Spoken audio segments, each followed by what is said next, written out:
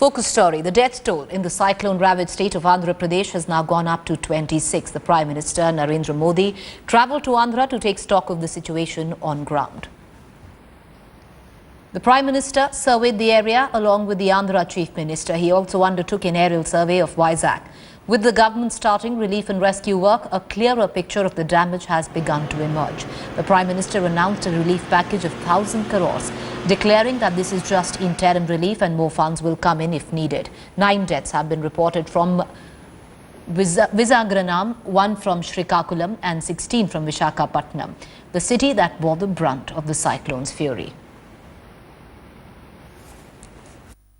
लेकिन तत्काल इतने बड़े संकट को पहुंचने के लिए भारत सरकार की तरफ से एक इंटरिम असिस्टेंट के रूप में 1000 करोड़ रुपया भारत सरकार से तरफ से देने की मैं घोषणा करता हूं और तुरंत सर्वे होने के बाद आगे भी भारत सरकार आंध्र के साथ वाइजाग के साथ पूरी तरह साथ रह करके इन समस्याओं से बाहर निकलने के लिए जो भी आवश्यकता होगा उसको पूरा करेंगे।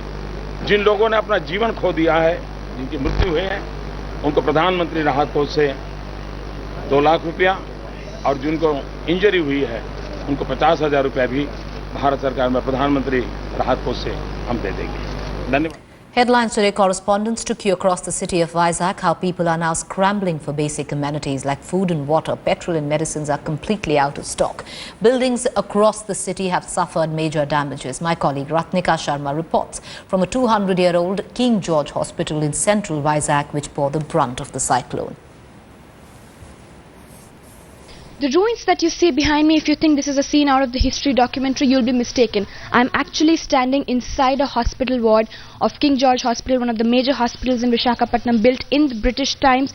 And if you can see the kind of destruction, the whole ward has been just reduced to rubble after Cyclone Hudhud. The roof has fallen down, the tiles are all on the floor, shards of glass just strewn across the floor. Of course, the hospital staff is now trying to somehow renovate it and probably reconstruct it. But the good part is that the patients were evacuated from this place before the cyclone actually hit, because apparently I think the officials knew that something like this would happen. The shock value is still visible. Nobody here had expected something like this would happen in this hospital.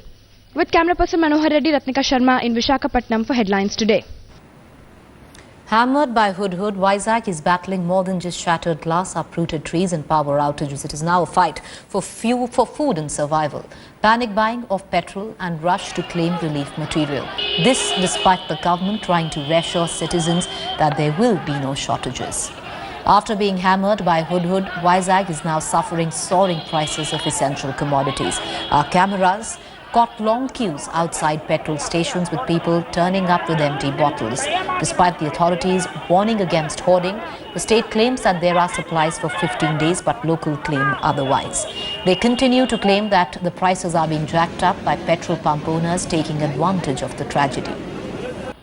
Our cameras also caught a scramble for relief material in Vizag. There was a mad frenzy of trucks from the administration which were flinging food materials to the locals. My colleague Jugal reports from Vizag. In the heart of the Visakhapatnam city, this is the government's model of distributing aid. No discipline, extremely dangerous. It's a moving truck, people are running behind it. These are the kind of scenes which are taking place right at the heart of the city. It makes one wonder just what is happening in the hinterland. There is absolute chaos out here. As I was explaining, people have been kept devoid of basic essential services like water, food supply, milk. All of it is still being sold in black at rates much higher than the original ones. And when finally a scepter of relief comes this way, it's being wasted. This is how. This is the entire relief lying on the streets of Visakhapatnam, wasted. People could have actually had this, but the government's poor mechanism of distributing it ensures that all of it lies wasted here. People are scavenging it from the streets. You are seeing all of this. People are scavenging from the streets of the Visakhapatnam city. I'll ask my camera person to look at that scene out there at the truck. See what's happening out there. This is the model of delivering and distributing that the government has really come up with. As I'm saying, we've been meeting people who've been telling us that they have not been able to get anything. Only the stronger people who somehow managed to get up there, shout their way out, are the ones who are getting it, and not women, children, elderly. They're all being alienated outside.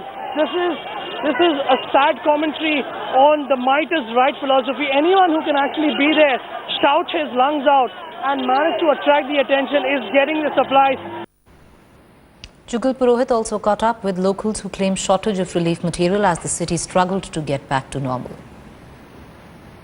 In the city of Visakhapatnam, as you're seeing, relief finally coming to the people, and that has actually made them desperate. This wait and the final coming in of the relief has made them desperate.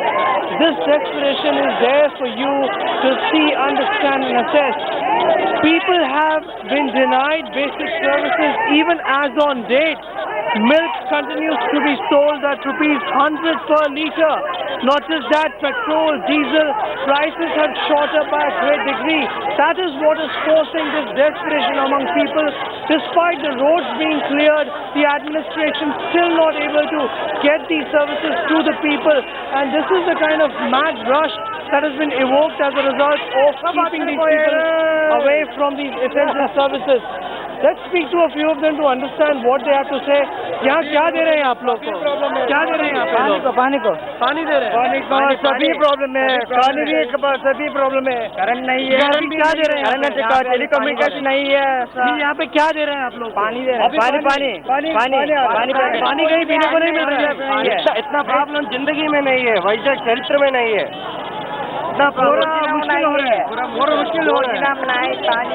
You're hearing people say that they are still devoid of essential basic services, and as I said before, I reiterate that the roads are clear. It's not that the connectivity is a problem, the roads are clear, but just where is the administration? When it finally, appears, this is the kind of mad rush that you see all around you. With camera person Nikhil Sharma in the city of Visakhapatnam, Jugal Purohit for Headlines Today. The devastation caused by the cyclone Hudhud not only killed people and destroyed property but almost stripped Visakhapatnam of its green cover. Such was the cyclone's intensity that about 80% of the city's trees were found to have been flattened. The most saddening sight were visible in places such as Kailasgiri, Voltaire and the Andhra University campus that was earlier the most prominent place in Vizag. The Kambalkarkonda Reserve Forest too had half its trees missing. Most campuses in Vizag were rich in green cover and the overall loss of flora and fauna was worse than the infrastructure damage that was suffered. It's the Cyclone Hudhud effect that can be felt not only in Andhra Pradesh and Odisha but also across North India. On your screens you can see rains lashing many states after Hudhud made landfall on Sunday. In Lucknow, trees were uprooted. Heavy rainfall was also witnessed in Kanpur. In Patna too, it has been raining since the morning. In Madhya Pradesh's Rewa district, it was raining continuously also. Delhi NCR, where people witnessed cloudy weather. The Met Department says rain will continue for the next 48 hours in many states. At this point of time, at what else is making news across the country? All 5 accused have been found guilty of gang rape, a call center worker in Delhi in 2010. The Dwarka court will pronounce the quantum of sentence on Friday. 30 years old woman was abducted when she was walking home with her colleague at night after her shift ended. For over 30 minutes, she was gang raped in a moving vehicle. Continuing decline in food prices has pulled down the September wholesale price inflation to a 5-year low at 2.38%. The wholesale price index based inflation was at 3.74% in August and 7.05% in September. The Supreme Court has adjourned the Tata Shingur matter to 19th November due to time constraints. In the next hearing, Apex Court will take up the issue of validity of the Shingur Land Act, which the Calcutta High Court had struck down as unconstitutional in June 2012.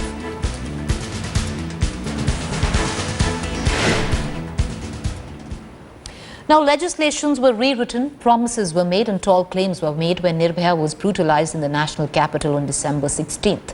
But it won't be an exaggeration to say that the rage couldn't change much on the ground.